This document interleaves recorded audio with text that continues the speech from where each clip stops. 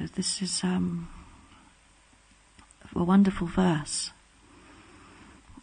which describes 5 different ways of approaching the Lord, which are all very different, because the Lord is never affected by enmity or friendship. So these 5 ways are enmity, devotional service, fear, affection, or lusty desire. And by any of these ways, it says here that the result is the same. So, but because this can also cause confusion, so that's why in the purport Srila Prabhupada has stressed very strongly that one should not take the path of Shishupal or Hiranyakashipu and become an enemy of the Lord. One should not try to deliberately become an enemy of the Lord. But the injunction is Anukulyena Krishnanu Shilanam. This is from the Nectar of Devotion. Srila Rupa Goswami says that we should always execute devotional service favorably.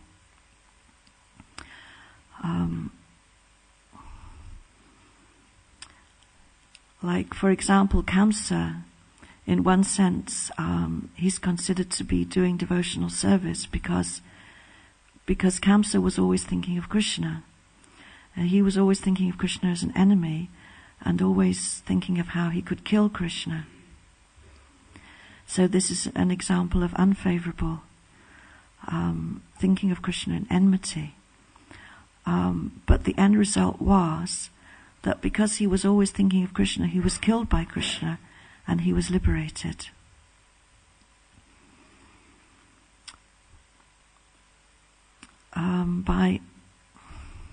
And other examples, such as a very amazing example is Putana, because Putana in her previous life was the daughter of Bali Maharaj, and when the Lord appeared as Vamanadev, then this young Brahmin boy was so attractive that she became attracted in a maternal way towards him. She was thinking that she would like to have him as her son. But then, when Vamanadev punished her father and dragged him down to hell, then she became angry with him. So the maternal affection mixed with anger. In her next birth she became Putana, and she was sent by Kamsa with poison on her breast to kill Krishna. But Krishna, although Krishna, he killed her, but he gave her not just ordinary liberation. Like usually to the demons that are killed by Krishna, they get first of all impersonal liberation. But Putana actually achieved a position of being his mother, like a nurse or someone in that motherly rasa with him in the spiritual world. So he accepted her like a mother, even though she came to kill him with poison. But because he sucked her breast, so therefore he thought, this is my mother. And he gave her that position of being one of his mothers in Goloka Vrindavan. So this is the amazing mercy of Krishna on his devotees, that he's not affected by enmity or friendship, because Krishna is completely transcendental and blissful, and because he has no envy, no pride, none of these material elements can come anywhere near the Supreme Lord. Like even when Bhrigu Muni he was testing he wanted to test to see which was the greater out of Lord Brahma, Vishnu or Shiva. So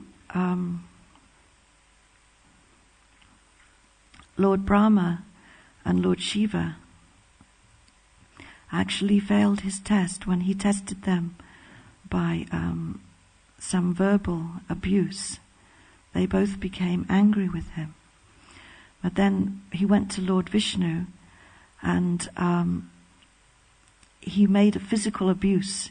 He actually kicked Lord Vishnu on his chest with his foot. And Lord Vishnu, he apologized. He said, "I'm very sorry that my chest is so hard that you must have hurt your foot." Because Bhrigu Muni was a Brahmin and a Vaishnav, and so that was the way that Lord Vishnu, he reacted to the physical abuse from Bhrigu Muni. So the blissful transcendental position of the Lord is like that he accepts the prayers of his devotees and the blasphemy of the demons. He accepts both of them equally. He doesn't discriminate. Of course, there's a slightly different result, because if a demon, even if he's killed by the Lord, he gets impersonal liberation. But then the impersonal liberation can't last forever.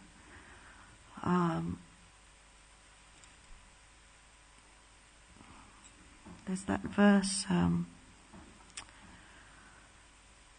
I just forgot the Sanskrit, but there's one verse in the Srimad Bhagavatam where the Lord says that those who try to attain him by this impersonal method, who attain the impersonal Brahman, they think they're liberated, but actually they're not liberated, and they can't remain. They will fall down again, because the nature of the soul is that we want to have a relationship. That the soul is personal, and the impersonal liberation, it becomes very boring, very dry.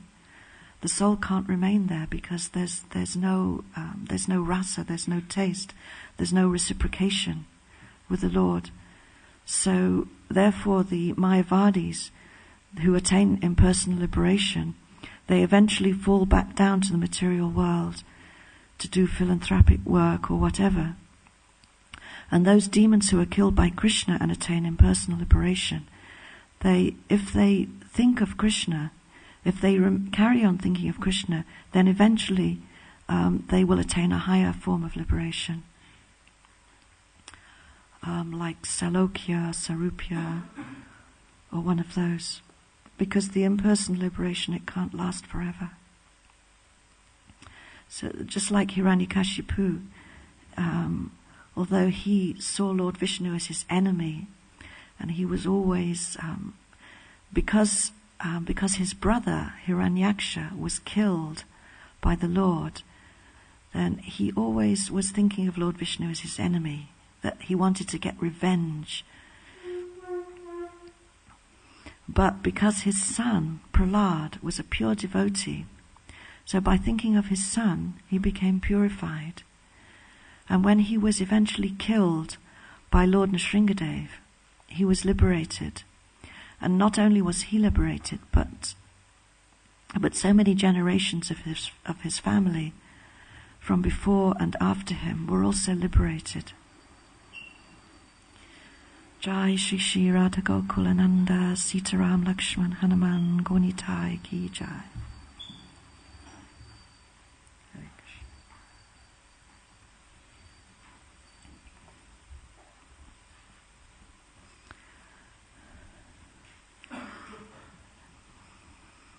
So the Lord, he sees his devotees, he sees everyone as his devotee, and he sees the devotional service. And just like there's one example that Srila Prabhupada gave, that a father, sometimes he lies down on the floor, and his son, his baby son, will be crawling on him, and his son will be kicking him. But the father is enjoying that, and he's like he's getting a massage. That's how he's enjoying the kicking of his son. So because Krishna is the father of everyone, so even if someone kicks him or blasphemes him, then he's not affected. He just sees that this devotee is somehow or other addressing me, is giving me attention. Actually, the Lord prefers that than the Mayavadis, the impersonalists, or the atheists who ignore him. That's actually the worst offense. But those who become angry with him, or shout at him or chastise him, then he doesn't get offended, because it's a personal reciprocation with the Lord, and for him it's all the same. So this is, of course, we're not on that platform, but the pure devotee also, he doesn't have any enemy. So as devotees of the Lord, we should also aspire to come to the platform of not having enmity with anyone. And because usually when we like to be glorified, if someone glorifies us, then we think, this is very nice, this person is my friend, this person has recognized my true qualities. And when someone criticizes us, then we get angry, we get defensive. What's wrong? This person is envious. But actually, Srila Bhaktisiddhanta says that one who criticizes me is my friend, and one who glorifies me, it's my enemy. Because the glorification simply increases pride. Whereas the criticism, if we take the criticism in the proper mood, then we can learn. We learn how to see our faults, and we learn how to improve our faults. So this requires humility and detachment to not become affected when we're criticized, and to not see anyone as our enemy, but to see everyone equally, enemy and friend, pandita samadashina, that the pure devotee has no enemy. And the ultimate conclusion of this is that the most important thing to learn is that we should always remember Krishna in some way or other. And of course, favorably, through devotional service, is the best way to think of Krishna. Because by devotional service, and by developing our love and affection for Krishna, then we can make spiritual advancement and ultimately go back home, back to Godhead.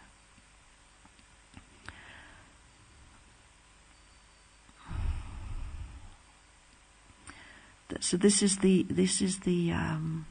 ultimate injunction, to always forget Krishna. To always remember Krishna and never forget Krishna.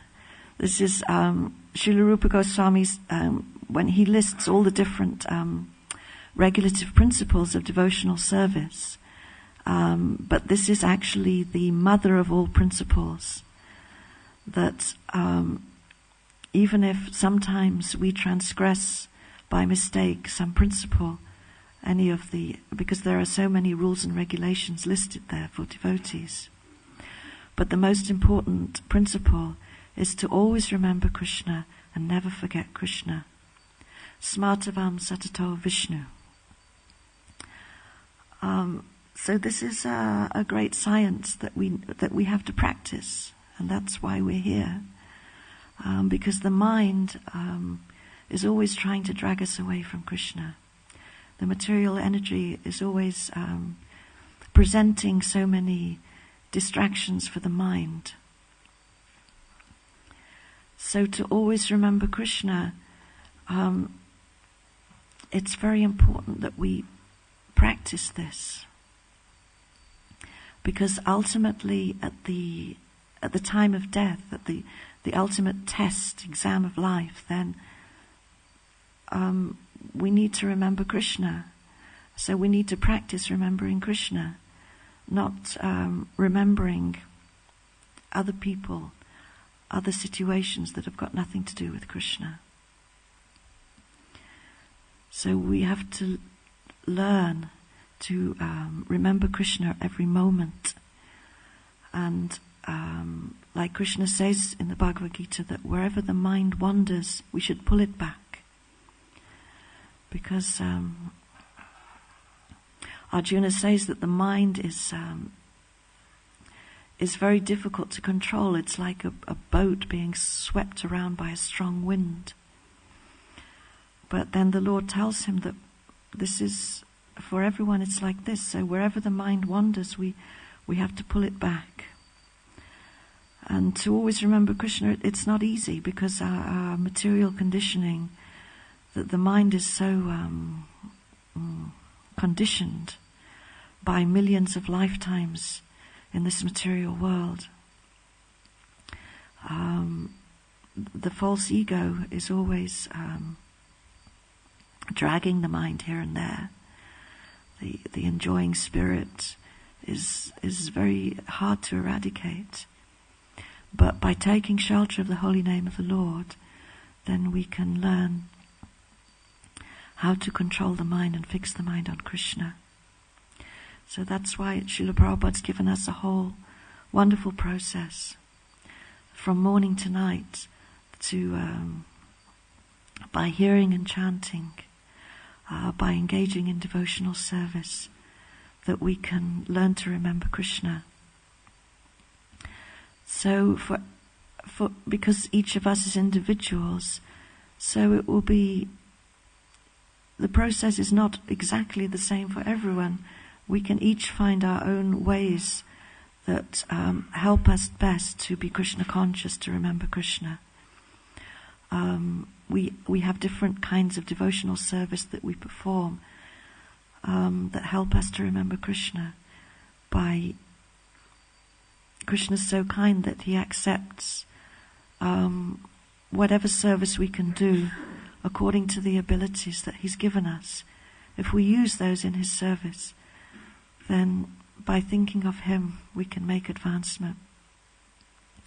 And by always hearing and chanting, the chanting is very important, reading and hearing classes. We should fill up our day with hearing, with chanting, and with devotional service, and not leave any space for Maya to come in and take away the mind away from Krishna. So